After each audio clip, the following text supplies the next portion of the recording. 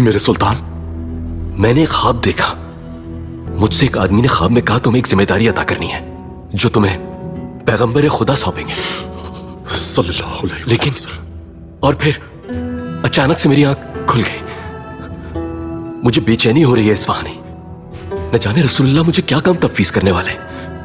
انشاءاللہ کوئی خوشخبری ہوگی میرے سلطان. ایک شخص آپ سے ملنے کا خواہش مند ہے. وہ کون ہے جو اتنی رات گئے آیا ہے؟ کہتا ہے اسے آپ سے کچھ شکایت ہے.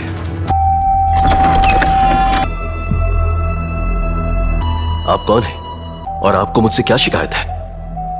کیا آپ کو کسی قسم کی مدد کی ضرورت ہے؟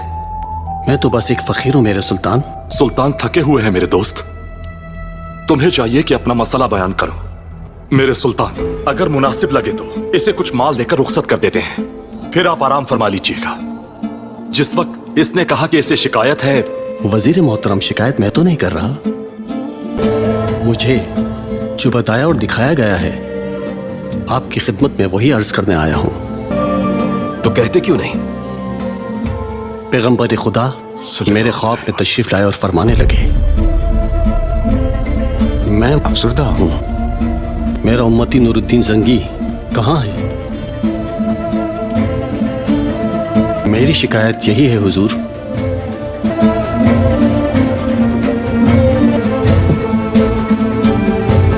کیا ہمارے نبی نے فرمایا میرا امتی نور الدین زنگی؟ بے شک امتی نور الدین زنگی فرمایا، لیکن انہوں نے آپ کو ایک کٹھن ذمہ داری سونپی ہے. کیا ہمارے نبی نے امتی کہتے ہوئے مجھے مخاطب کیا تھا؟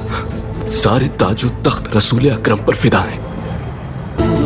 مجھے خواب میں یہی بتایا گیا تھا کہ ایک ذمہ داری میرے سپرد کی جائے گی، لیکن وہ ذمہ داری کیا ہے معلوم نہیں، اس لیے کہ خواب ٹوٹ گیا، آنکھ کھل گئی تھی میری.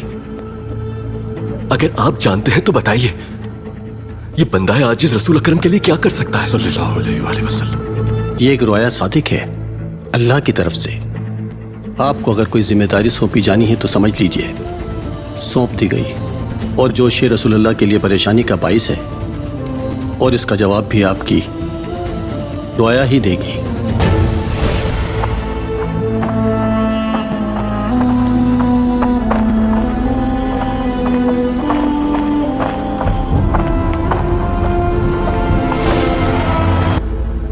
اصفہانی، ہمارے نبی کے روضہ مطہر کی طرف شیطانی ہاتھ بڑھ رہے ہیں.